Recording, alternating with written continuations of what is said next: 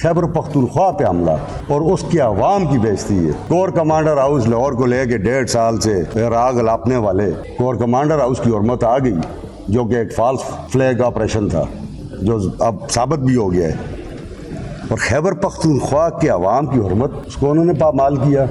آپ سب کے علم میں ہے کہ چند دن پہلے فیڈریشن نے رینجرز کے ذریعے، آئی جی اسلام آباد اور کیپٹل پولیس کے ذریعے خیبر پختونخوا ہاؤس پر حملہ کیا، اس کی حرمت کو پامال کیا۔ وزیر اعلیٰ کے دروازے توڑے گئے، اسپیکر کے کمروں کے دروازے توڑے گئے، آنریبل ججز کے کمروں کے دروازے توڑے گئے، جو فیملیز وہاں مقیم تھیں ان کو زد و کوب کیا،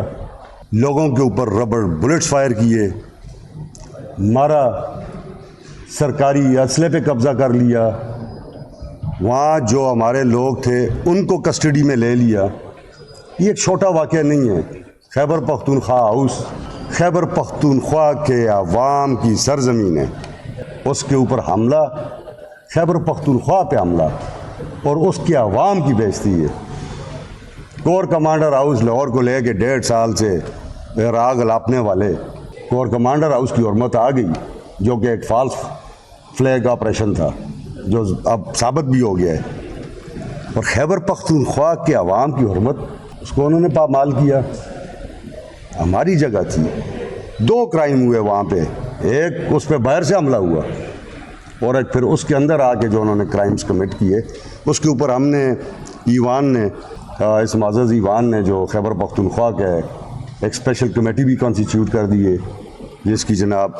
منی لقمانی صاحب جس کو چیئر کر رہے ہیں، اور اس میں ہم نے تمام پارٹیز کے جو لوگ ہیں ان کی ریپرزنٹیشن بھی اس کے اندر رکھی ہے، تاکہ وہ فیکٹ فائنڈنگ کر سکیں اور دیکھیں کہ وہاں انہوں نے کیا کیا ہے اور کیا کیا نقصانات کیے ہیں اور اس کے آئندہ کیا اثرات مرتب ہو گئے، اور وہ پھر اسمبلی میں انشاءاللہ تعالیٰ اس کی رپورٹ لے ہوگی۔